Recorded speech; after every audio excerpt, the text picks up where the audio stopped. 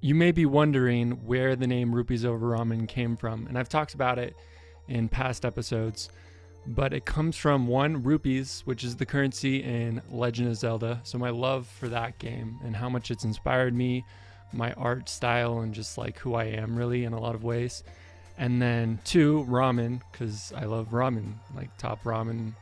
Any ramen, bring me the ramen and I will consume. So yeah, today we are going to be talking about the origins of Legend of Zelda. So for anyone who doesn't know what Legend of Zelda is, it's a fantasy adventure game similar to Lord of the Rings or any other fantasy you can think of really. So it was created by two guys, mainly Shigeru Miyamoto, who produced the game. You've probably heard of him. He's the one that created Mario, Metroid.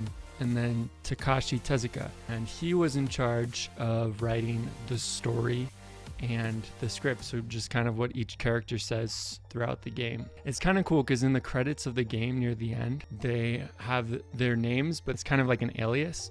Shigeru Miyamoto is under S. Miyahon, and Takashi is 1010 in the credits. I just found that, I don't know, it's just charming. It's kind of cool. I really like that. A lot of times when people think about the original Legend of Zelda, at least some people I've talked to, they're like, yeah man, like I had the N64, played that original Ocarina of Time.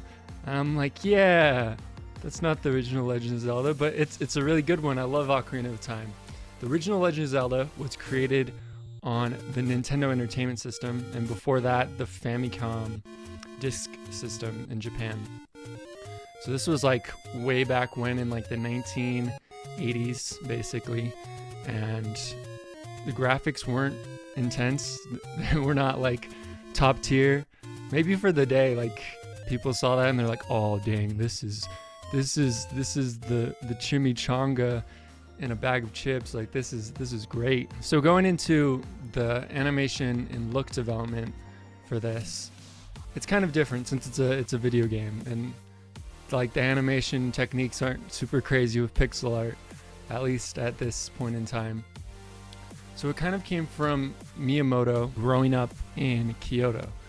And growing up in Kyoto, he had a lot of chances to kind of go on adventures, and he wanted, with this game, in his own words, he said, to give players a miniature garden that they can just put inside their drawer and pull out and explore that garden and see what it has to offer.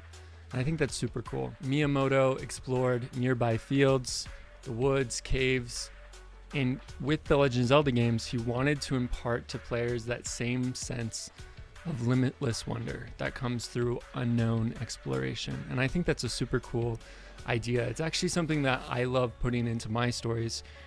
Unknown exploration, or when something is unknown, it's someone's first time seeing it, experiencing something. It's such a cool like joy that someone can feel like in experiencing awesome things for the first time. According to Miyamoto, he said, when I was a child, I went hiking and found a lake. It was quite a surprise for me to stumble upon it. When I traveled around the country without a map, trying to find my way, stumbling on amazing things as I went, I realized how it felt to go on an adventure like this. And I think that's super cool. Legend of Zelda, like the original one, it's kind of like a top-down RPG type thing, kind of like the first RPG game really. And it's such an adventure. You're just walking around. You don't really start out with the map. You find an old man in a cave and he's like, it's dangerous to go alone. Take this. And he hands you a sword, and you take that and you're just like, okay, let's do this. Let's go out on an adventure. I think that's really cool. So giving a little background, before Legend of Zelda came Mario, which everyone's probably heard of Mario. With creating Zelda, Miyamoto wanted to create it as something different than Mario.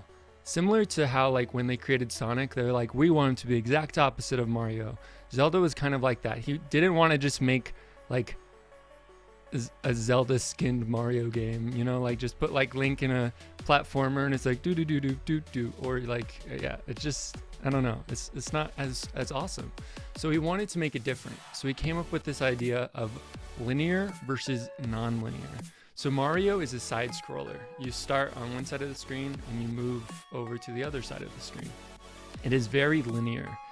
And with the original Mario games, you can't even go back. Like once you go forward, You can't go back. The screen stops there. Side scroller. That's kind of where the name came from. As the screen is scrolling and you're just kind of jumping, you have some like vertical movement, but for the most part, it's pretty linear. It's like A to B. It's pretty simple. With Legend of Zelda, it was non-linear. Not only was it top down instead of like side scroller, so you kind of look down at a bird's eye view of little Link walking around. He's like doop doop doop doop doop. But along with that, it's non-linear, so there's tons of different paths to go on. There's not really an exact way. You can go to one dungeon first or another dungeon. You can find this item or this bomb or whatever at whatever point in the game. It's kind of like open world is now. Non-linear is like this idea that was like, oh, okay, so people can actually explore the game. It's not just going through a prescribed level and just being like da da da da da, A to B, I'm done, yay. Another thing that people may not realize is The Legend of Zelda was originally released on basically a floppy disk. You know, like the little square things with the circle, and they're like, you can hold like megabytes of information. So they were made on the floppy disk. The reason why is because in Japan, they had the Famicom disk system. And Famicom stands for Family Computer, because that's kind of how it was marketed in Japan. And that was in February of 1986. And then in America, it was the Nintendo Entertainment System. There was like stuff with Atari and other games, like video games almost died, really. I could go more into that. But Nintendo was one of the companies that really saved video games. So in America, it was released as the Nintendo Entertainment System. And it kind of looked like a VCR. Like you'd open up this little flap, this little hinge, and then slide the cartridge in. Instead of putting it in like this, you'd slide it in like a VHS. And it was kind of in the marketing to be like, this isn't a video game system, it's an entertainment system. And like get people back interested in video games without using like that, what became a taboo word for a little bit. So it's super cool. But yeah, so that was in 1818. That would be crazy. 1988. And with that, the game was on a golden NES cartridge, and it is beautiful. I have one back home for my NES. Such a cool cartridge, really. It's super cool.